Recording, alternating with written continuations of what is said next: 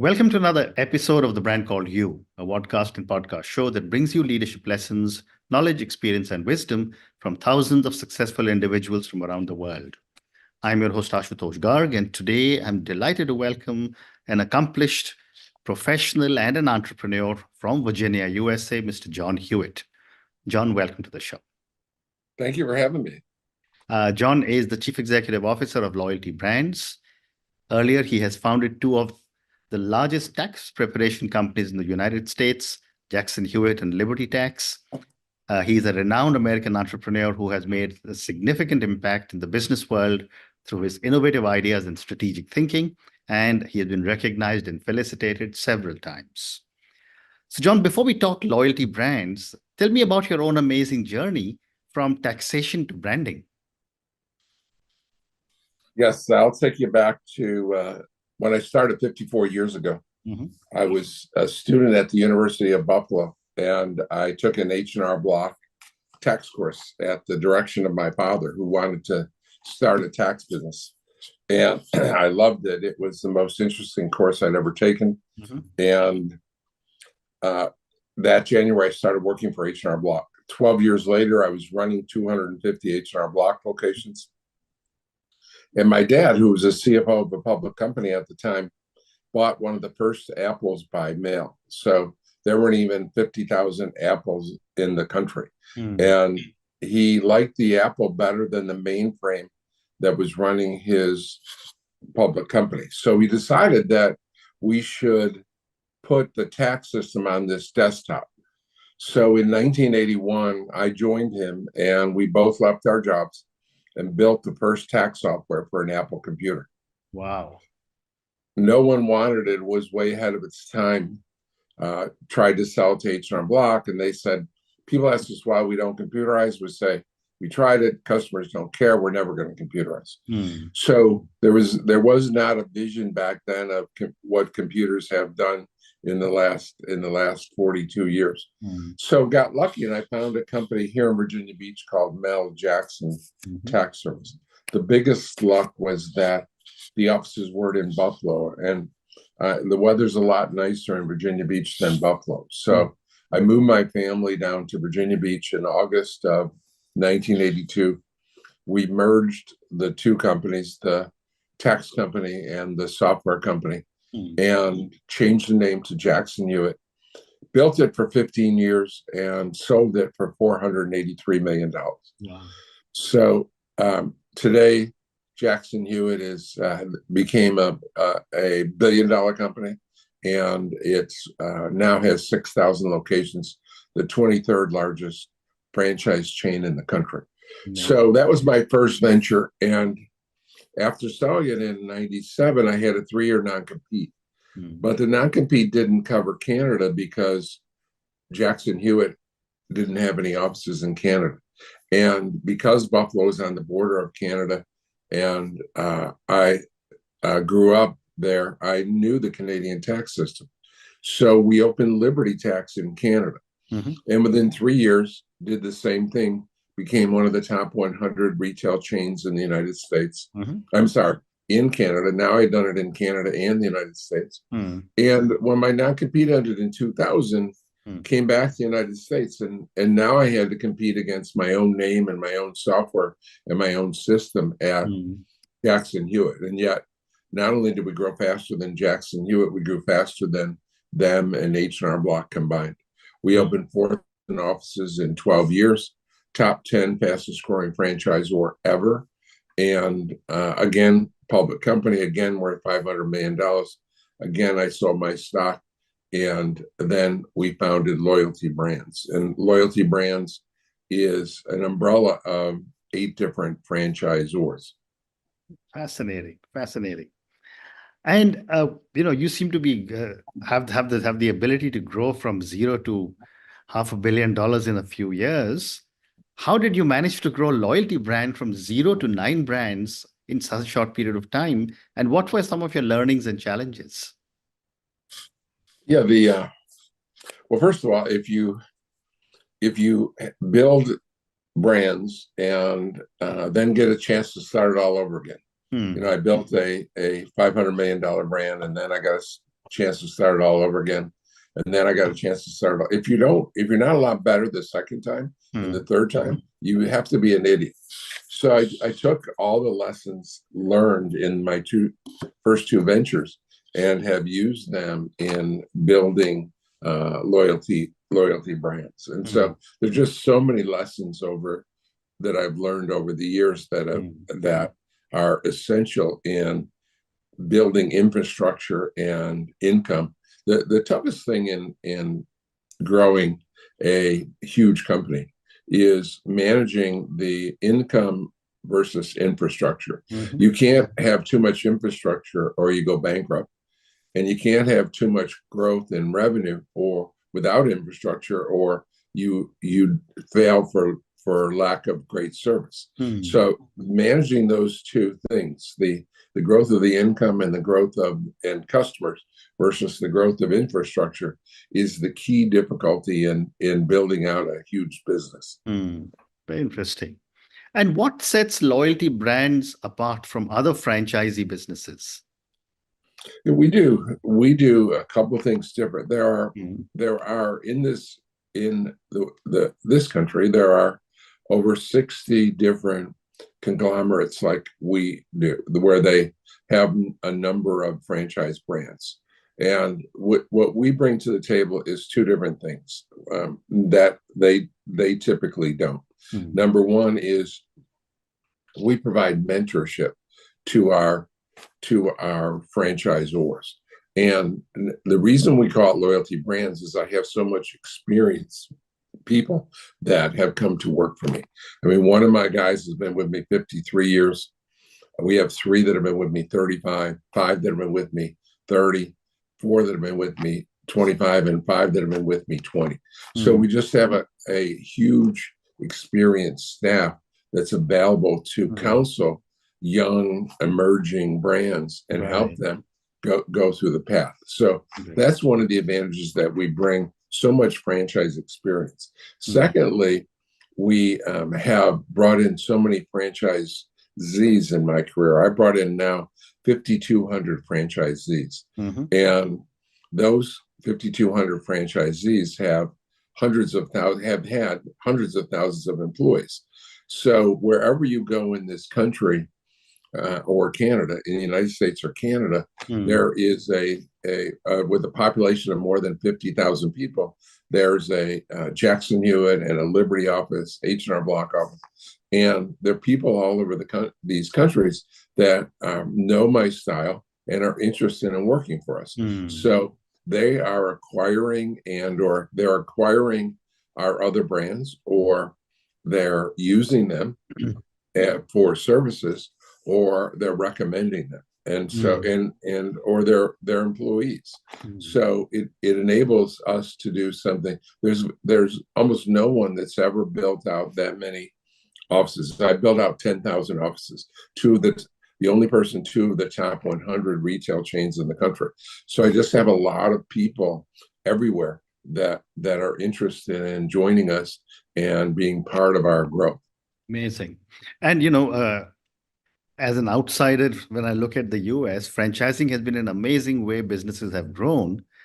But I wanted to ask you, given your expertise in franchising, what are some common misconceptions that seem to exist amongst franchisees? Yeah, the biggest difficulty I've had in my career is, and every franchisor has, is it's our job to give the franchisee the best system in the industry, the turnkey best system in the industry. And if we do our job, then their job is to use that recipe and develop the system exactly as we tell them. Well, you would think after doing this for 54 years, that being the most experienced person ever in income tax, I fondly call myself the great granddaddy of tax. You would think that a new person coming in would automatically listen to everything I say, especially since 95% of the people that come in weren't even born when I started. Hmm. And so you would think that they would automatically listen. Hmm. But franchisees are humans, and Hmm. humans are think they know better. Hmm. I don't know if you have children, but we've all been children, Yeah. and children don't listen, and they Hmm. don't listen 100%. And I know that there were times that I should have listened to my parents and didn't. And it's the same with franchisees. Out of the franchisees I brought in, not one has ever listened 100%. Hmm. So I've helped develop 1,000 millionaires. I've also seen 1,000 people fail. And the Hmm. only difference, it doesn't matter how smart you were, how educated, how experienced, it only mattered. Here is the recipe. Here's the proven formula. Follow the plan. It Hmm. only mattered what percentage of the plan you follow. Hmm. The successful people followed 98 or 99%. Hmm. The unsuccessful people uh, followed less than 90%. Hmm. So that's the misconception is that a lot of people who are self-employed or want to be self-employed think they get to be their own boss. Hmm. Well, you can be your own boss, but you have to follow the system. Hmm. If on February 2nd we say to be open at 7 a.m., you can't be open at 8 a.m. or 9 a.m. or 10 a.m. Hmm. You have to follow the plan. You will not think of an idea that hasn't been thought of, and worse than that, hasn't been tried. So the key misconception is that you can be creative, and as opposed to just following the proven methods. Hmm. What a great response. Thank you. My next question, John, is how does loyalty brands cultivate and maintain customer loyalty as distinct We from franchisee loyalty? yeah, we do.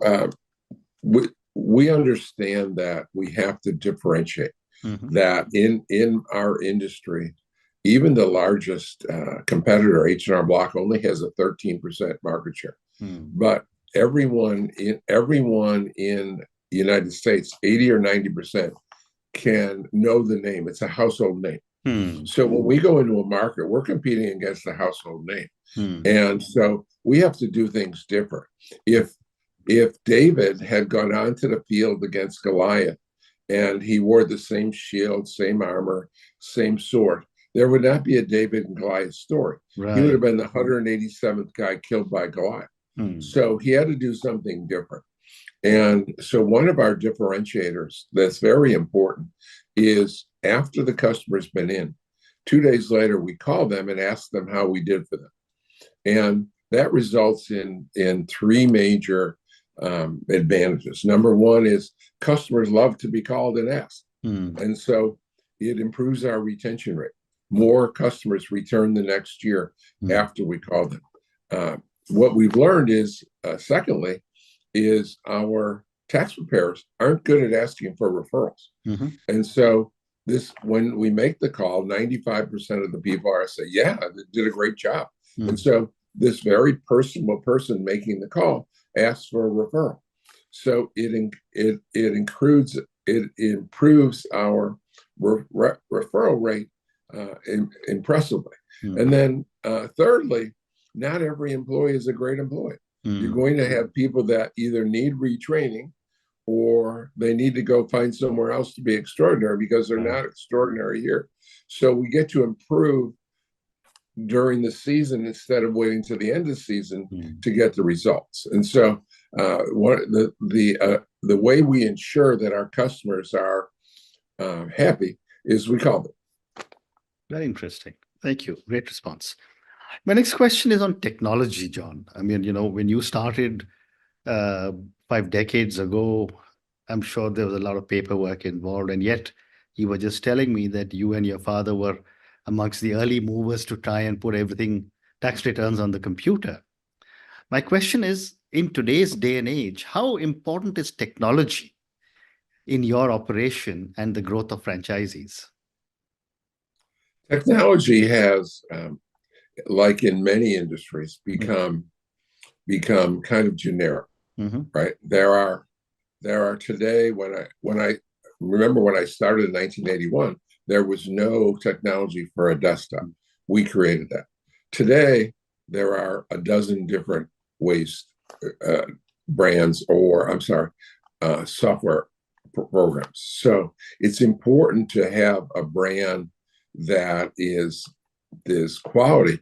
But in our field, in tax preparation, for example, the entire evaluation of the experience comes down to the half hour or hour that each of our customers spends with the tax advisor.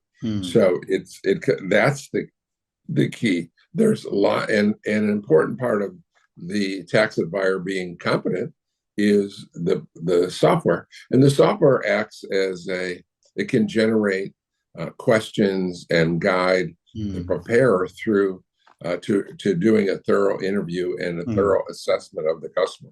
So it's not today. It's less important than it was 40 years ago, because the software has become very generic across the board. It's sort of like going into a bank or buying a ticket from an airline.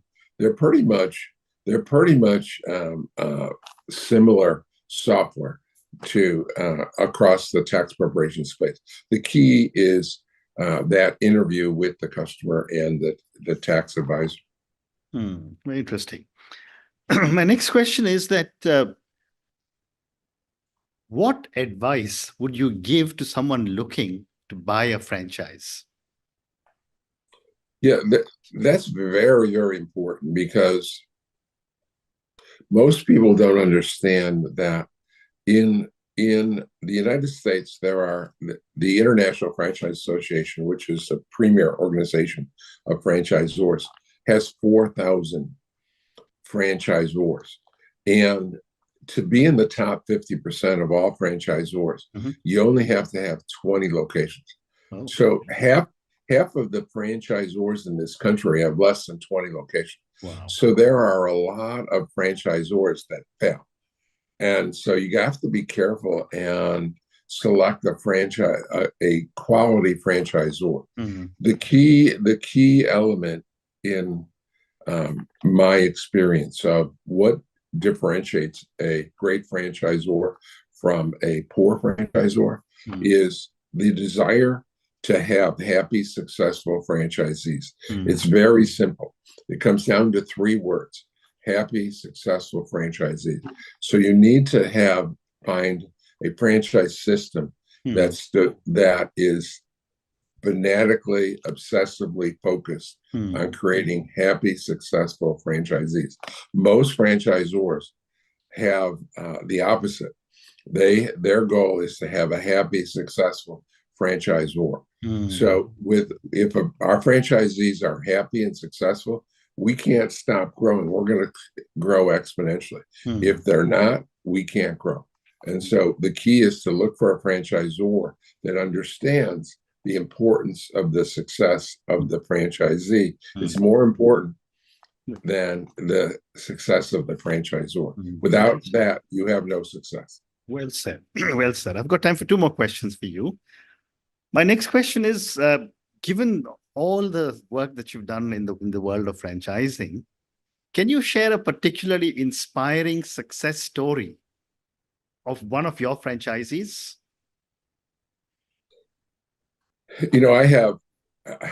I'm sure you have many. I have 1,000 millionaires. So and many of them have started with a net worth of under $100,000 and followed the program and been incredibly successful.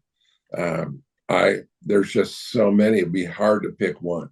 I'll tell you a fun story. I have a book called I Compete, and that's available. And if people reach out to us, we'll send them one for free. And it's also available on Amazon. But one of my former franchises at Liberty Tax, one of my favorite in North Carolina, most Christian couple I know, the father called me up one day and said, "I have to tell you a story. This happened about 10 years ago. About 10 years ago. So he said, I was struggling with my son. He was he was suicidal. He's 16 years old. Mhm. And we were going to family counseling, and I was beginning to throw up my hands. What do I do? What can I do? I can't help him. And so somehow I said, I will pay you $50 if you read the book. Mhm. Now, my book is entirely a business book. Mhm. So this is, out of the thousands of people, tens of thousands of people that read my book, this is the only story like this. But he said, my son, Josh, he came to me and said, read the book and said, Dad, I'm completely healed. I don't need to go to see the therapist anymore. Mhm. Just after reading my book. Amazing. And so it was amazing. And I said, so he said, so he didn't believe him, obviously. So they went to the counselor and they talked for a few minutes. And then the counselor asked, the therapist asked the father to leave the room, and came out about a half hour later and said that he is cured. He is cured. And so it totally changed the young man's life. That he just that 10 years later, he never had a problem again. How wonderful. And so that was just, but there's so many stories I could go on I'm sure about changing stories. But I thought that was wonderful. Yeah, this is such an amazing story. Thank you for sharing this. And my last question to you, as you look back at such a successful life in the world of franchising, what would you say are some of the important lessons you have learned? One of the most important lessons is that I learned long ago that the more you give, the more you receive. And so when I was as I was beginning to get successful, I began giving a lot more. And so as I gave more, I received more. Now I never received more from the person I gave it to. I received more. Something good happens. Yeah. Right. So I help one person, and some great event happens in my life. So one of our principles, one of our 10 principles, is to give back. And so again, the more you give, the more you receive. You cannot outgive God.